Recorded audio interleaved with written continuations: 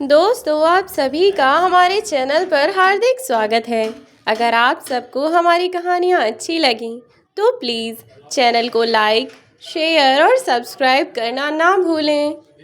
रामकली जी अपनी कोठरी में पड़ी हुई अपने अतीत की बातों में खोई हुई थीं और तस्वीर को निहारे जा रही थीं। कभी खुद ही उस तस्वीर से शिकायत करने लगती तो कभी खुद ही खुद को समझा लिया करती थीं। और आखिरकार क्या कर सकती थीं? उनके पास वक्त बिताने का या अपना मन बहलाने का कोई और चारा भी तो नहीं था उनके पास।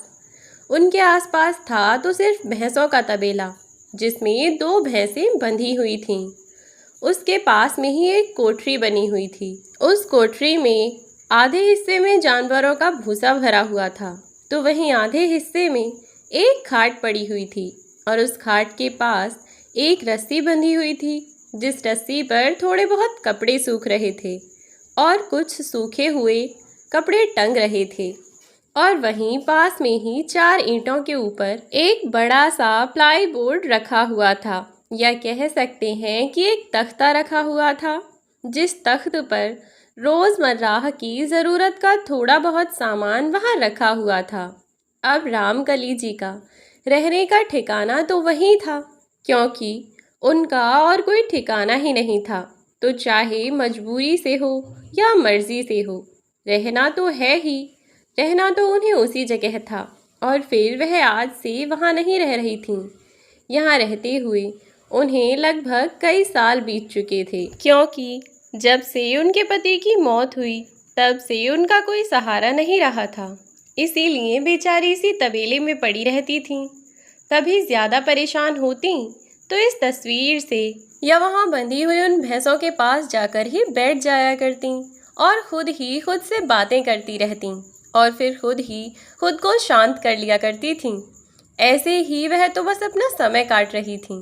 उनका रोज़ाना का नियम था, वह सुबह उठकर जानवरों को चारा डालती और जानवरों को नहलाना धुलाना, उनकी जगह बदलना, गोबर उठाना, वहाँ की साफ सफाई करना, और इतना सब करने के बाद बदले में उन्हें खाने के लिए 2 वक्त की रोटियां मिल जाया करती थीं। और बस इसी में वह खुश थीं। और अगर खुश नहीं भी थीं तो भी कोई उनसे पूछने वाला नहीं था। परिस्थितियों के आगे अब वह हार मान चुकी थीं और उन्होंने अब इन परिस्थितियों से समझौता कर लिया था। उन्होंने इस बात को स्वीकार कर लिया था कि अब उनके पास कोई और रास्ता नहीं है। उन्हें अपनी मौत का इंतज़ार यहीं पर करना होगा, क्योंकि अब इस नर्क से बाहर जाना उनके लिए संभव नहीं था।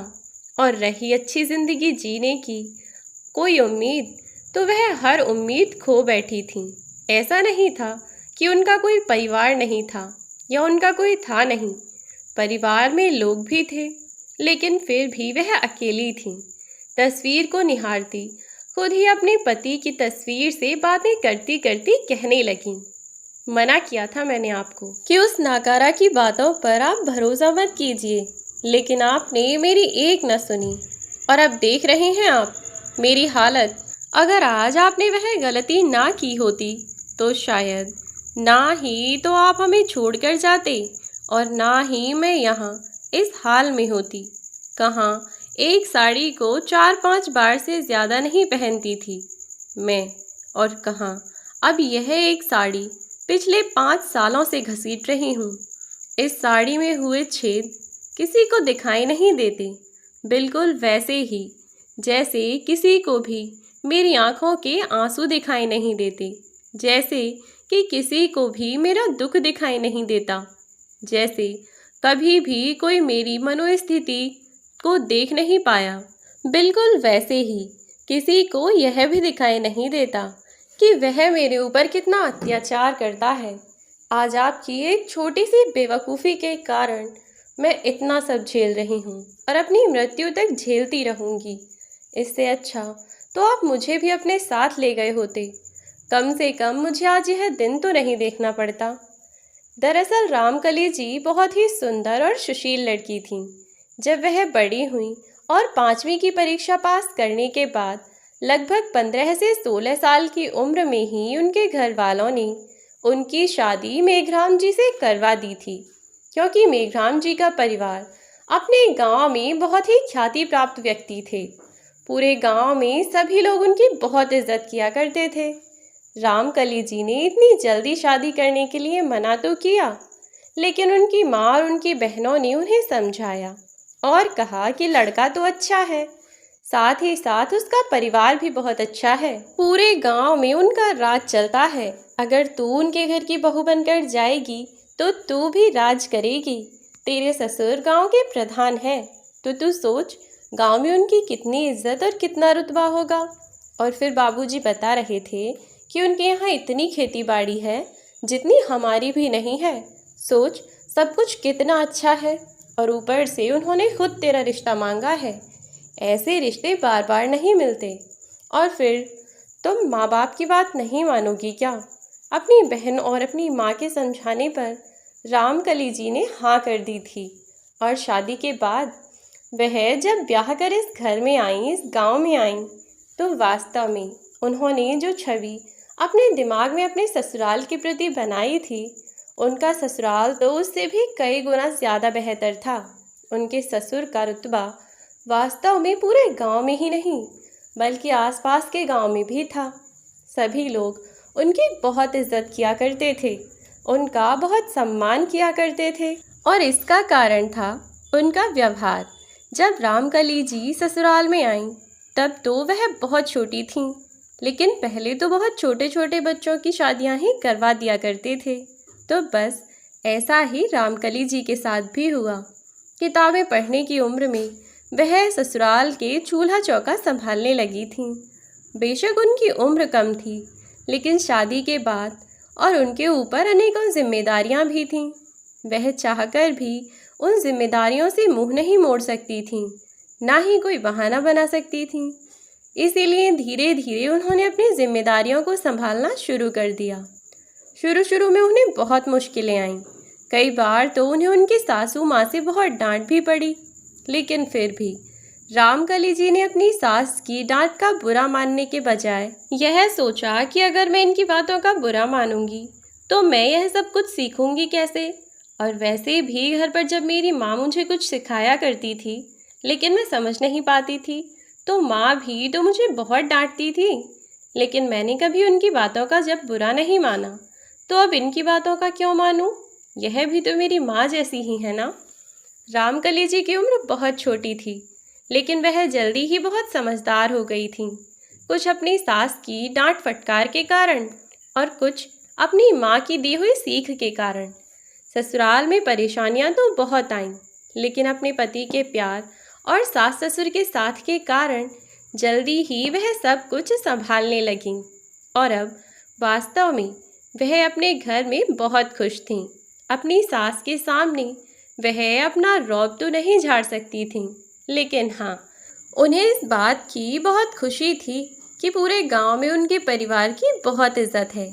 जब कभी पूरा परिवार गांव में किसी त्योहार आदि के चलते जाया करता, तो गांव की सभी औरतें रामकली जी को सबसे खास बना कर रखतीं, और इन सब के कारण रामकली जी को बहुत ही खुशी मिलती थी।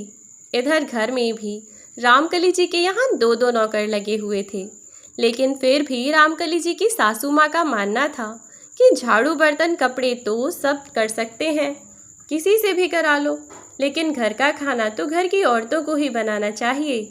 और इसीलिए परिवार का खाना पीना और अन्य जिम्मेदारियां वहीं देखा करती थी, क्योंकि काम नौकर बेशक करते हैं, लेकिन नौकरों से काम करवाने के लिए भी कोई तो चाहिए था ना। तो इन सब चीज़ों का नेतृत्व रामकली जी ही किया करती थीं। जैसे जैसे समय बीता, रामकली जी 3 बच्चों की माँ बन गईं, 1 बेटी और 2 बेटे। तीनों बच्चों में ही बहुत प्यार था, लेकिन जैसे जैसे वह बड़े होने लगे कि एक दिन किसी कारणवश दोनों भाइयों में झगड़ा हो गया, जिसके चलते मोहन और दीपक दोनों ही एक दूसरे से थोड़े दूर दूर से रहने लगे थे। क्योंकि मोहन छोटा था, तो उसने अगले ही दिन अपने भाई से माफ़ी भी मांग ली। बिना गलती के माफ़ी केवल इसीलिए मांगी ताकि उन दोनों के बीच किसी तरह का कोई मनमुटाव न रहे। लेकिन उसका बड़ा भाई दीपक, वह तो अपने भाई से चिढ़ा बैठा था और बस इसी कारण वह उसे फंसाना चाहता था। अब तो उसने एक नियम बना लिया कि कोई भी काम बिगाड़ कर वह अपने छोटे भाई मोहन का नाम लगा दिया करता था, और इसके कारण उनके पिता मोहन को कई बार बहुत ज़्यादा पीटा भी करते थे। लेकिन फिर भी मोहन सब कुछ सहन कर रहा था।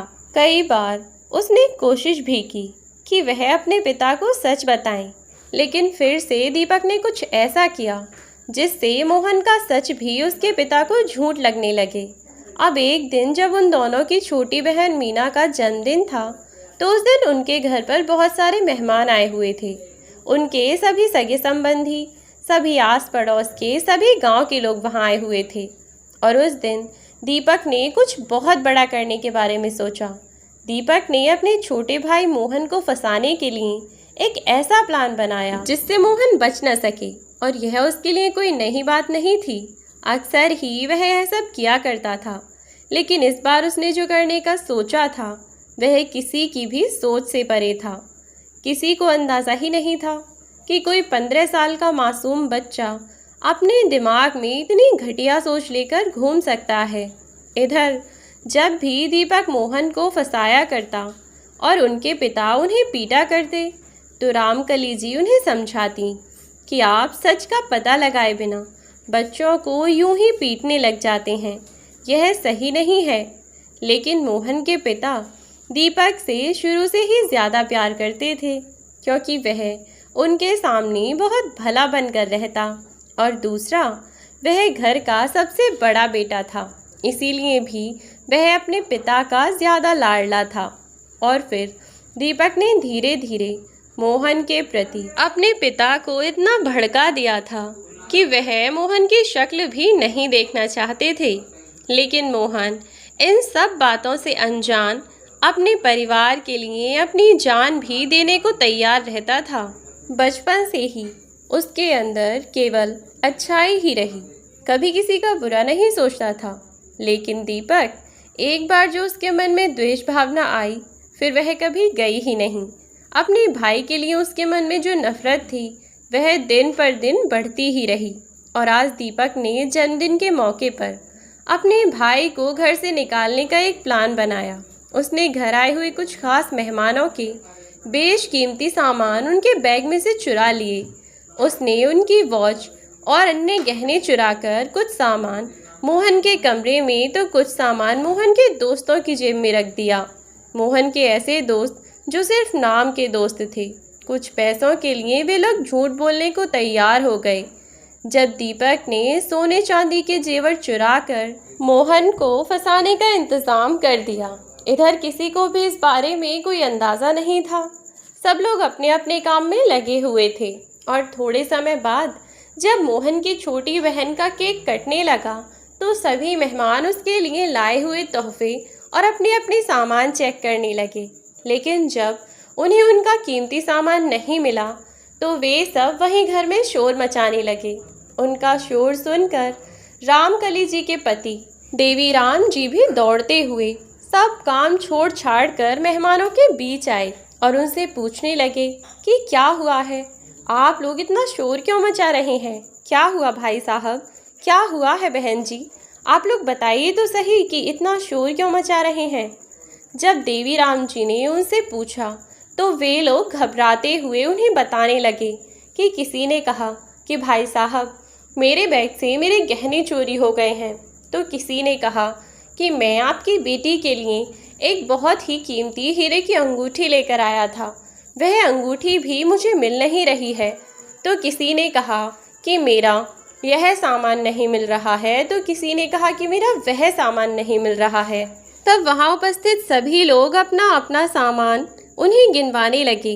इस बात से वहाँ पर चर्चा शुरू हो गई। सब लोग आपस में बातें बनाने लगे कि ऐसे कैसे हो सकता है, उनके घर में से इतना सारा सामान चोरी कैसे हो सकता है, और किसी को पता भी नहीं चला। सब लोगों ने उनके नौकरों पर ही शक किया। अब जब सब लोग नौकरों पर शक करने लगे, तो देवीराम जी के नौकर हाथ खड़े करके उनके सामने खड़े हो गए और कहने लगे कि साहब, हम गरीब ज़रूर हैं, पर बेईमान और चोर नहीं हैं जो हम किसी का कोई सामान चुराएंगे। हम यहाँ आपके सामने बैठे हैं, आप चाहें तो हमारा कमरा चेक करवा सकते हैं। आपको हमारे कमरे में भी कुछ नहीं मिल सकता, हमने ऐसा कुछ किया ही नहीं है। मालिक, हम पर यह लोग खामखा इल्ज़ाम लगा रहे हैं। इतना बड़ा इल्ज़ाम मत लगाइए हम पर। मेहमानों के सामने हाथ जोड़कर बैठते हुए जब दोनों नौकरों ने कहा तो बेचारे नौकरों पर देवीराम जी को तरस आ गया कि कोई ज़रूरत नहीं है तुम्हें इतनी सफाई देने की, मुझे तुम लोगों पर पूरा भरोसा है। तुम लोग रो मत, चुप हो जाओ, कोई कुछ नहीं कहेगा तुमसे। उनकी इस बात पर मेहमान और अन्य लोग भी उनकी ओर देखने लगे। तब उन्होंने कहा कि आप लोग मुझे ऐसे क्यों देख रहे हैं? यदि आप चाहें तो उनके कमरे देख सकते हैं, पर मुझे इन पर पूरा भरोसा है। आप चाहें तो जाकर उनके कमरे तलाश कर सकते हैं। इतना कहकर देवीराम जी ने उनके कमरे की ओर इशारा कर दिया तो वहाँ उपस्थित उनके वे मेहमान जिनका सामान चोरी हो गया था, वे सब के सब उन नौकरों के कमरे की ओर दौड़ पड़े और वहाँ जाकर उन्होंने उन बेचारे नौकरों की हर एक चीज़ को तितर बितर कर डाला, लेकिन उन्हें कहीं भी उनका कोई सामान नहीं मिला। अब कोई छोटी मोटी बात होती तो देखा भी जाता, लेकिन बात बहुत गंभीर थी। देवीराम जी स्वयं भी यही चाहते थे कि पुलिस आए और फिर सारा सच सबके सामने आए, क्योंकि यह बात उनके लिए शर्मिंदगी का कारण थी कि उनके घर आए हुए इतने सारे मेहमानों का सामान तक भी वह सुरक्षित नहीं रख पाए, तो वह भला गांव को क्या संभालेंगे। इसीलिए देवीराम जी स्वयं भी पुलिस को बुलाने वाले थे कि तभी वहीं पर खड़े हुए एक लड़के की जेब से एक छोटी सी सोने की अंगूठी गिरी। देवीराम जी के आगे आकर वह लड़का जाकर पीछे की ओर छिपने लगा, लेकिन देवीराम जी ने उसे देख लिया। तब लोगों को शांत करते हुए उन्होंने उस लड़के को आगे बुलाया, लेकिन जब वह लड़का आगे नहीं आया तो देवीराम जी खुद उसके पास गए और उन्होंने वह अंगूठी उसे दिखाकर पूछा कि यह अंगूठी तुम्हारे पास कैसे आई बेटा। लेकिन वह लड़का कुछ नहीं बोला और चुपचाप खड़ा रहा। उसके इस बात पर देवीराम जी को गुस्सा तो बहुत आया, लेकिन उन्होंने फिर भी उसे प्यार से समझाने की कोशिश की और फिर से उससे प्यार से पूछा कि बेटा यह अंगूठी कहाँ से आई है, मुझे बता दो। कि तभी उसकी जेब से एक और छोटी सी अंगूठी नीचे गिर गई। यह देखकर देवीराम जी का गुस्सा 7वें आसमान पर पहुंच गया और उन्होंने उस लड़के से थोड़ी सख्ती से पूछा कि यह अंगूठी तेरे पास कैसे आई, इधर आओ, मुझे अपने कपड़े चेक करवाओ। वह लड़का डरते हुए पीछे होने लगा तो देवीराम जी ने उसे आगे खींचते हुए उसकी जेब में हाथ डाला तो पाया कि उसकी जेब में सोने की 2 चूड़ियाँ और थीं। यह देखते ही देवीराम जी को बहुत गुस्सा आया कि इतनी ही देर में उनके रिश्तेदारों में से ही एक लड़की आगे बढ़कर कहने लगी कि अरे यह तो मेरी चूड़ियाँ हैं, मेरी माँ ने मुझे दिलवाई थीं, आज फंक्शन में पहनने के लिए ही मैं इन्हें रख कर लेकर आई थी, लेकिन शाम से मुझे यह मिली ही नहीं। यह सुनकर अब तो देवीराम जी का गुस्सा बढ़ने लगा। उन्होंने उस बच्चे से एक और बार पूछा। जब उसने उसका जवाब नहीं दिया तो देवीराम जी ने गुस्से में आकर उसके गाल पर एक ज़ोरदार थप्पड़ मारा और एक थप्पड़ पड़ते ही वह बच्चा मोहन का नाम लेने लगा। कहने लगा कि मुझे तो इसने यह सामान छुपाने के लिए कहा था। अब मोहन के पिता मोहन की ओर घूरने लगे और मोहन इन सब बातों से अनजान इधर उधर घूमता और परेशान होता रहा। उसने अपने पिता को समझाने की बहुत कोशिश की कि पिताजी मैंने ऐसा कुछ भी नहीं किया है, यह लड़का झूठ बोल रहा है। अपनी सच्चाई साबित करने के लिए वह बड़ी मासूमियत से बोला, पिताजी अगर आपको यकीन नहीं होता तो आप मेरी जेब चेक कर लीजिए, मेरे पास कोई सामान नहीं है। तो देवीराम जी ने बिना एक पल की भी देर किए मोहन के कपड़ों की तलाशी लेना शुरू कर दिया, लेकिन उन्हें मोहन के कपड़ों से कुछ भी ना मिला। तो इतनी ही देर में दीपक आगे आया और बोला कि पापा अगर कोई चोरी करेगा तो चोरी का सामान को वह अपने पास थोड़ी रखेगा। कोई भी चोर चोरी करने के बाद अपना सामान अपने कमरे में अपने घर में छुपा कर रखता है। इस बात पर मेहमान भी हाँ में हाँ मिलाने लगे और दीपक के कहने पर देवीराम जी और उनके कुछ मेहमान मोहन के कमरे में पहुँचे और जैसे ही वह मोहन के कमरे में पहुंचकर तलाशी लेने लगे तो उन्हें एक एक करके मोहन के कमरे में सारी चीज़ें मिल गईं। कहीं पर हार छिपा हुआ रखा था तो कहीं पर किसी के कानों के कुंडल। इसी तरह एक एक करके सारे कीमती जेवर उन्हें वहीं मिल गए। अब उनके गहनों के मिलते ही उनकी सबकी नज़रों में मोहन एक चोर बन गया। वहाँ पर स्थित हर एक आदमी ऐसे घूर रहा था जैसे उसने जाने कितना बड़ा पाप कर दिया है। सब लोग उसकी ओर अजीब सी नज़रों से देख रहे थे। मोहन को यह सब बहुत अजीब लग रहा था। उसका मन तो चाह रहा था कि वह अभी के अभी यहाँ से कहीं गायब हो जाए ताकि उसे इन सब लोगों की ऐसी नज़रों का सामना न करना पड़े। लेकिन इन सब को तो वह फिर भी झेल लेता। लेकिन अगर उसके माँ बाप उसका साथ देते तो मोहन ने अपने पिता को लाख समझाने की कोशिश की कि पिताजी, मैंने कुछ नहीं किया है, मैं बेगुनाह हूँ, मेरी कोई गलती नहीं है, यह सब झूठ बोल रहे हैं। लेकिन देवीराम जी ने बिना उसकी बात सुने और बिना सच का खुद पता लगाए लोगों की बातों में आकर मोहन को पीटना शुरू कर दिया। वहाँ उपस्थित कुछ लोग कहने लगे कि आप तो ग्राम के प्रधान हैं, तो क्या यही है आपका इंसाफ? दूसरे लड़के के पास गहने मिले तो आपने उसे थप्पड़ मार दिया, लेकिन जब बात अपने बेटे के ऊपर आकर पड़ी तो उसे यूं ही छोड़ रहे हैं। बस इतनी बात सुनाई दी कि देवीराम जी ने मोहन को जानवरों की तरह पीटा। उसे कहाँ लग रही है कहाँ नहीं उन्होंने कुछ नहीं देखा और उसे पीटते पीटते बेहाल कर दिया। अपने बेटे की ऐसी हालत देखकर रामकली जी कई बार बीच में आईं। उन्होंने अपने बेटे को बचाने की बहुत कोशिश की, लेकिन अपने पति के आगे बेचारी हार गईं और अपने बेटे को बचा ना सकीं। मोहन ऐसे ही पिटता रहा। इधर अब मोहन के शरीर से जगह जगह से खून निकल रहा था और जब वह निढाल होकर वहीं गिर पड़ा और लगभग बेहोश सा हो गया तो इतने पर भी दीपक को सुकून नहीं मिला और वह अपने पिता से कहने लगा कि अगर गांव का कोई और बच्चा होता तो क्या आप यही इंसाफ करते पिताजी? आपको लोग इंसाफ का देवता के रूप में देखते हैं। आप अपने बेटे के लिए इंसाफ का तराजू तो नहीं बदल सकते ना?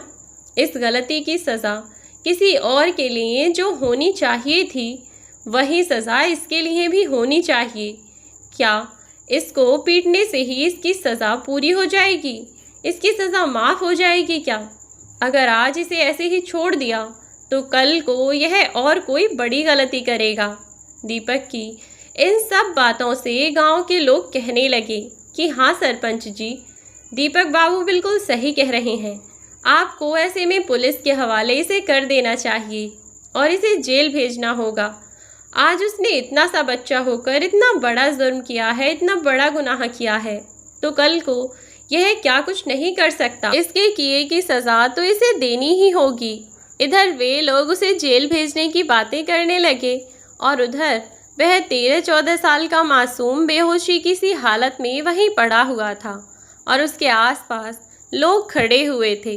कुछ देर बाद उसे यूं ही बेहोश छोड़कर कुछ लोग इधर उधर हो गए तो रामकली जी ने आगे बढ़कर मोहन के मुंह पर पानी के छींटे मारे, जिससे उसे थोड़ा होश आया। अब तक देवीराम जी पुलिस को फ़ोन कर चुके थे और कुछ ही देर में पुलिस भी आने वाली थी उसे पकड़ने के लिए। लेकिन रामकली जी अपने बेटे की ज़िंदगी बर्बाद नहीं होने देना चाहती थीं। यदि आज उसके माथे पर चोरी का धब्बा लग जाता तो वह कभी भी खुद को निर्दोष साबित नहीं कर पाता। लेकिन वह कर भी क्या सकती थी? उन्होंने जैसे तैसे मोहन को होश में लाने की कोशिश की और जैसे ही मोहन ने अपनी आंखें खोलीं, रामकली जी ने उसे सब बता दिया। कहा कि तेरे पापा ने पुलिस वालों को बुलाया है, वह तुझे पुलिस के हवाले कर देंगे। यहाँ पर खड़े हर एक इंसान को यही लगता है कि यह चोरी तूने की है, पर मुझे तुझ पर पूरा यकीन है बेटा, मुझे तुझ पर पूरा भरोसा है बेटा कि यह चोरी तूने नहीं की। तू परेशान मत हो, मुझे तुझ पर भरोसा है। अपनी माँ की यह सब बातें सुनकर मोहन को थोड़ी हिम्मत मिली कि तभी देवीराम जी ने आकर अपनी पत्नी का हाथ पकड़कर उन्हें अपनी ओर खींच लिया और कहा कि खबरदार, जो इससे बात करने की कोशिश भी की तो तुम मेरा मरा मुँह देखोगी। पति की बातें सुनकर बेचारी ना चाहते हुए भी बेटे से एक कदम दूर खड़ी हो गई।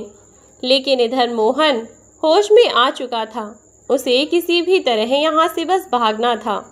नज़र बचते ही जैसे ही उसने देखा कि किसी का भी ध्यान उस पर नहीं है, तो वह वहाँ से भाग निकला और भागते भागते न जाने कहाँ और कितनी दूर चला गया। आज तक रामकली जी के पास वापस लौट कर नहीं आया। उसके जाने के बाद दीपक की आदतें बिल्कुल भी नहीं बदलीं। वह इसी तरह से अपने मतलब के लिए किसी के भी साथ कभी भी कुछ भी कर गुजरता था। अब तो धीरे धीरे दीपक और बड़ा हो रहा था और उसकी बुरी आदतों में भी ऐसे ही दिन पर दिन बढ़ोतरी हो रही थी। उसने एक दिन अपने ही गांव की एक लड़की से बदतमीज़ी की, जिसके चलते गांव वालों ने देवीराम जी की बहुत ज़्यादा बेइज्जती की। उन्हें बहुत उल्टी सीधी बातें सुनाईं। किसी ने कहा कि बड़ा पंच बना फिरता है, अपनी औलाद को तो संभाल नहीं सका, एक चोर बन गया और एक देखो, एक तो उससे भी ज़्यादा घटिया है। इसी तरह से सब लोग उन्हें बातें सुना रहे थे। गांव का हर एक इंसान उनकी बेइज्जती कर रहा था, जो सहन करना उनके लिए लगभग नामुमकिन था।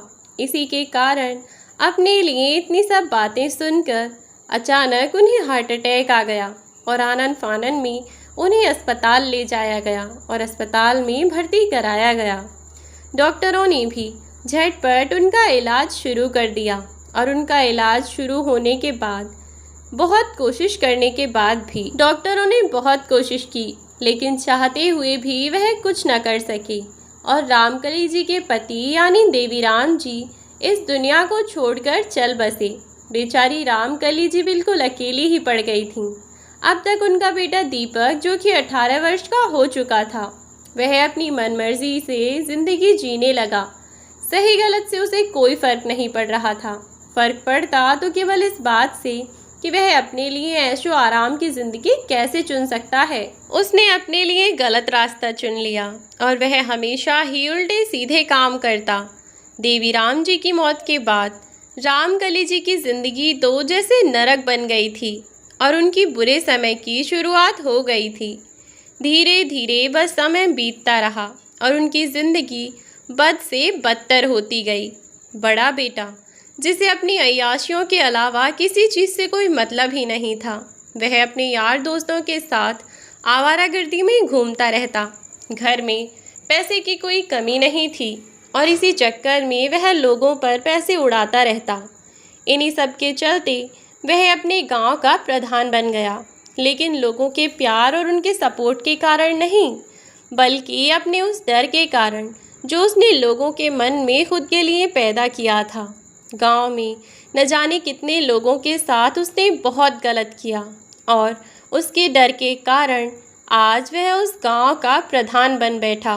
फिर से उसकी ज़िंदगी में बिल्कुल वैसा ही हो गया था जैसा वह चाहता था, लेकिन अपनी माँ और अपनी बहन के बारे में उसने कभी भी नहीं सोचा। उसकी बहन, जैसे ही उसकी बहन थोड़ी बड़ी हुई तो उसने उसकी शादी करा दी और अपनी माँ को किसी पुराने सामान की तरह घर के पीछे बने उन कोठरों में रहने के लिए छोड़ दिया जहाँ उनके जानवर रहा करते थे। रामकली जी को अपने छोटे बेटे से तो बहुत प्यार था, लेकिन वक्त और हालात के चलते हुए वे उनसे हमेशा हमेशा के लिए दूर हो गया। अब वह उनका जो एक बेटा उनके पास बचा था, वह तो उनके लिए किसी दुश्मन से कम नहीं था। उनकी ज़िंदगी को उसने उनके जीते जी नर्क बना दिया था और बस इसी कारण से वे बेचारी भैंसों के उस तबेले में अपनी ज़िंदगी गुजार रही थीं। उनके पास में कोई बात करने के लिए था, न कोई अपनी बातें सुनाने के लिए था और न उनकी सुनने के लिए। इसीलिए अपने स्वर्गवासी पति की तस्वीर से ही बातें करती रहती थीं। जब बहुत दुखी होती तो वहीं उस तस्वीर के सामने बैठकर रो लिया करती। बाकी पूरा दिन जानवरों के काम करने में ही चला जाता था।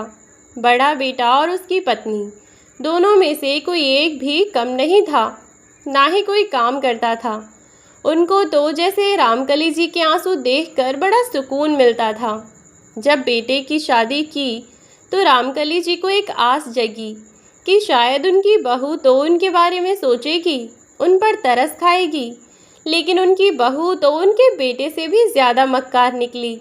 वह अपनी सास को हर समय नीचा दिखाने की फिराक में लगी रहती और हमेशा उनके घर में किसी नौकर से ज़्यादा नहीं समझती थी उन्हें। खुद महारानी बनकर रहती और उन्हें एक नौकरानी से भी बदतर रखती थी। अब एक दिन रामकली जी के घर पर उनका वह बेटा, जो कि घर छोड़कर भाग गया था, एक दिन वह वापस लौटा और अब तो वह 13-14 साल का लड़का 20-22 बरस का हो रहा था।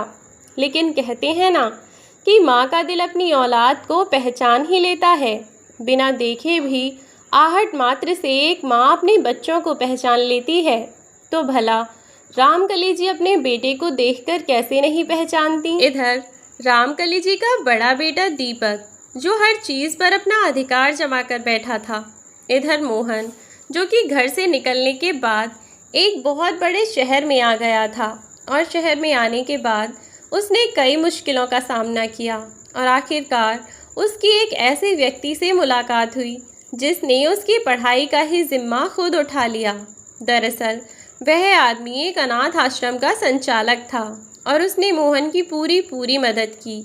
मोहन की पढ़ाई में रुचि देखकर उस आदमी ने मोहन को उतना पढ़ाया लिखाया जितना वह पढ़ना चाहता था और आज मोहन पढ़ाई लिखाई करके एक सरकारी अफसर बन चुका था। और अब जब वह अपने जीवन में कामयाब हो चुका था तो उसे किसी से भी डरने की कोई ज़रूरत नहीं थी। अब आखिरकार उसने सोचा कि वह अपने घर जाकर अपने घर वालों को अपनी नौकरी की यह खुशखबरी दे और साथ ही उन्हें यह भी बताए कि वह जो कुछ भी हुआ था उसने नहीं किया, किसी ने उस पर झूठा इल्ज़ाम लगाया था।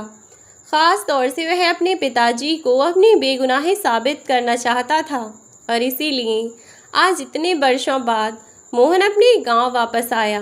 जब वह गांव में दाखिल हुआ तो किसी ने भी उसे नहीं पहचाना, क्योंकि अब तक उसकी चाल ढाल, रंग रूप सब कुछ बदल चुका था। अब वह अपने बड़े भाई के घर पहुंचा और वहां जाकर उसने देखा कि वहां पर कई सारे नौकर काम में लगे हुए हैं। उन्हीं में से एक नौकर से उसने पता किया कि दीपक जी कहाँ हैं। तब एक आदमी ने उसे बताया कि वह यहाँ नहीं है, किसी काम से शहर गए हुए हैं। अगर आपको उनसे मिलना है तो आप इंतज़ार कीजिए।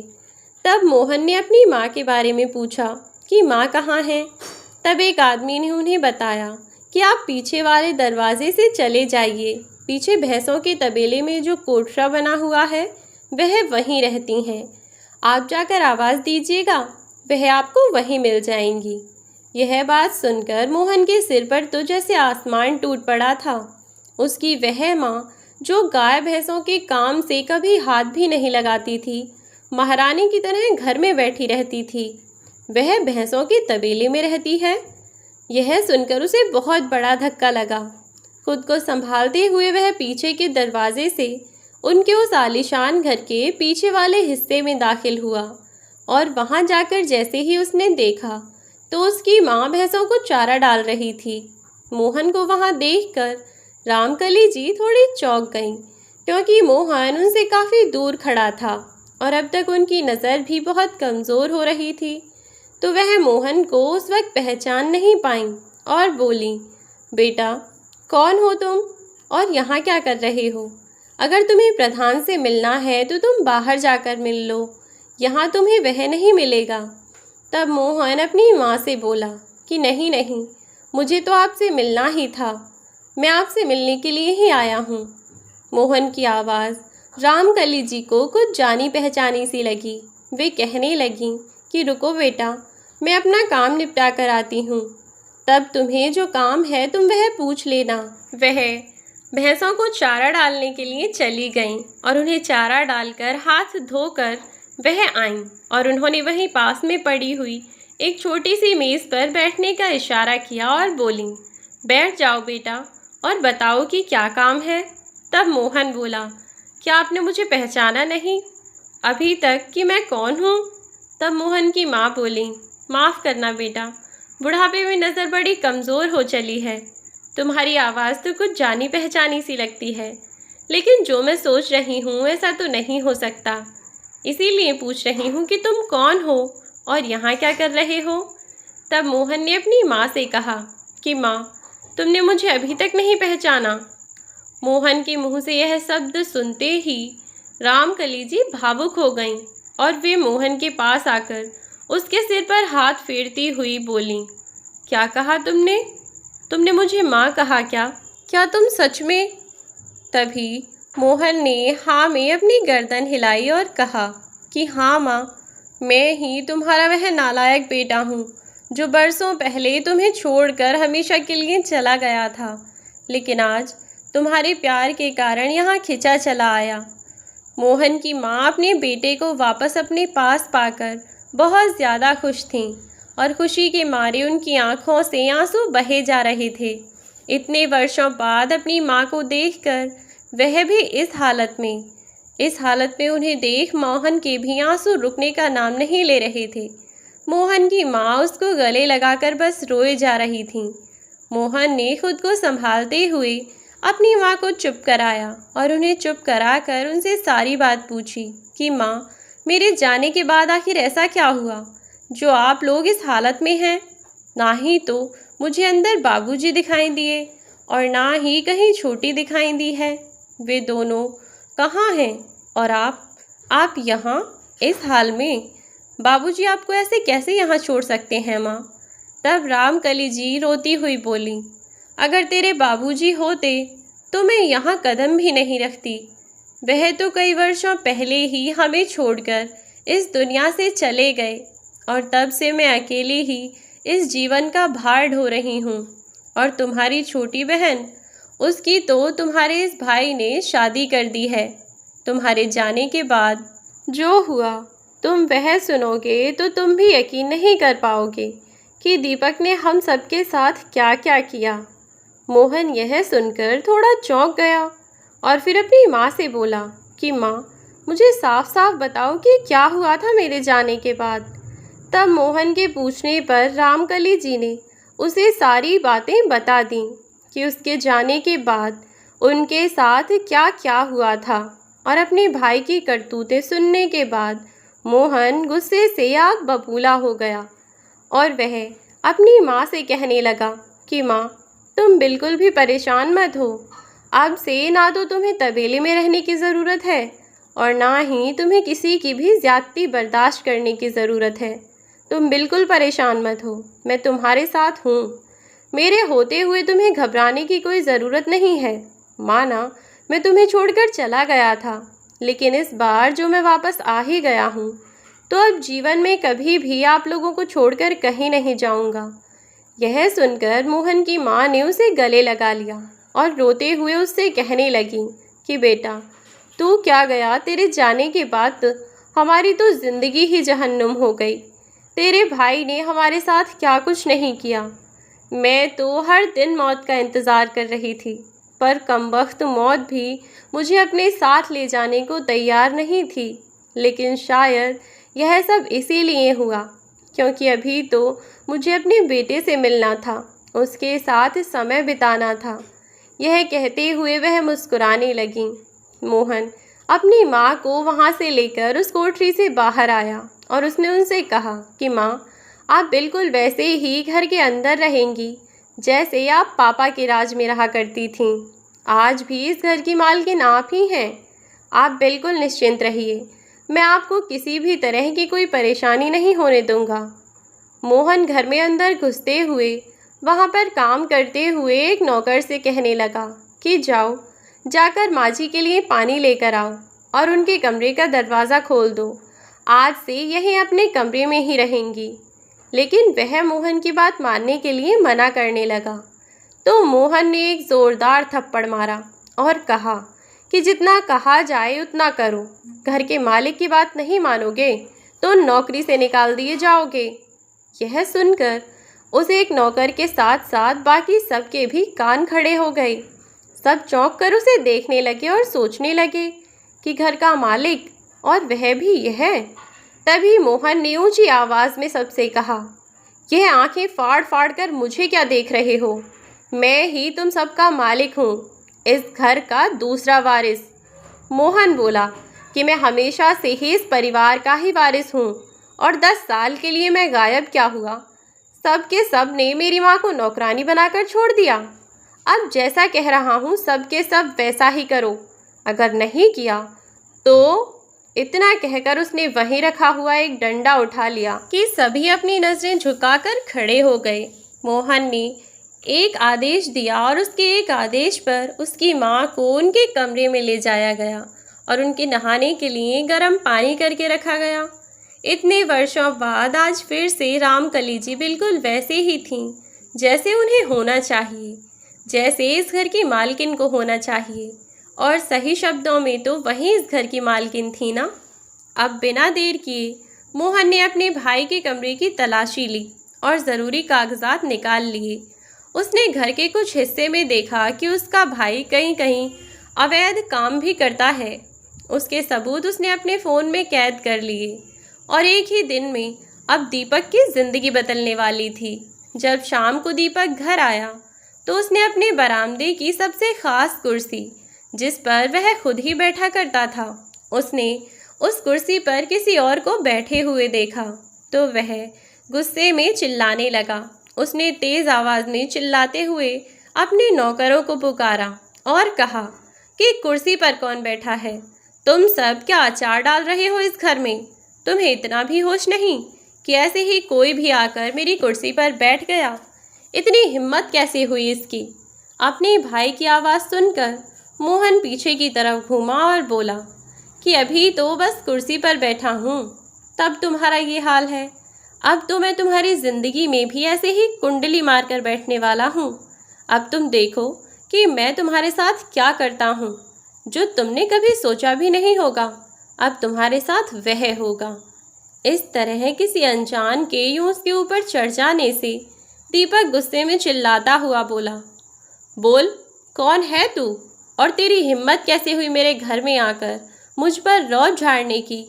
शायद तू अभी जानता नहीं है कि मैं कौन हूँ। तब मोहन ने उसके काले चिट्ठे उसके सामने खोल कर रख दिए और अपने फ़ोन में उन सबूतों को दिखाता हुआ बोला कि अगर मैं तुम्हें जेल भेजना चाहूँ तो उसके लिए बस इतने ही सबूत काफ़ी हैं। यह सब देखकर अब दीपक थोड़ा घबरा गया और मोहन के सामने नरमी से पेश आता हुआ बोला, अरे भाई, मैंने तुम्हारा क्या बिगाड़ा है और तुम मुझसे कौन सी दुश्मनी निकाल रहे हो? मैं तो तुम्हें जानता भी नहीं हूँ। तब मोहन ने दीपक से कहा कि मैं यह सब सबूत तुम्हें केवल एक ही शर्त पर दूंगा। एक ही शर्त पर यह सबूत मैं तुम्हारे हवाले करूँगा। जब तुम गांव के सभी लोगों को बुलाओगे, अपने सभी रिश्तेदारों को बुलाकर यहाँ इकट्ठा करो और मुझे उन सब से मिलवाओ। बाकी सारी बातें मैं उन सब के सामने ही बताऊँगा तुम्हें कि कौन हूँ मैं और यहाँ क्यों आया हूँ। तुम्हारे पास अभी 3 घंटे का समय है। मुझे आज रात सभी मेहमान और सभी गांव वाले यहाँ पर हाजिर चाहिए। अपनी जान और इज्जत बचाने के लिए दीपक फट से दौड़ा और सब लोगों को काम पर लगा दिया। अपने रिश्तेदारों को सबको कहा कि वह किसी भी कीमत पर 2 घंटे में उसके घर पहुँचें। जो लोग नहीं आना चाहते थे उन्हें ज़बरदस्ती दीपक ने बुलवाया और गांव के सभी लोगों को इकट्ठा होने के लिए कहा। देखते ही देखते 3-4 घंटे यूं ही बीत गए, लेकिन दीपक के लिए यह 3-4 घंटे 3-4 महीने या 3-4 सालों से कम नहीं थे, क्योंकि हर पल वह बस यही सोच रहा था कि कैसे भी करके उसके हाथ वह सबूत लग जाएं। और भी उसके मन में कई सवाल थे, जैसे कि यह लड़का है कौन और यह उसके साथ यह सब क्यों कर रहा है? क्या इसकी कोई दुश्मनी है या फिर दीपक के ही पुराने कर्मों का हिसाब है? दीपक खुद भी नहीं समझ पा रहा था।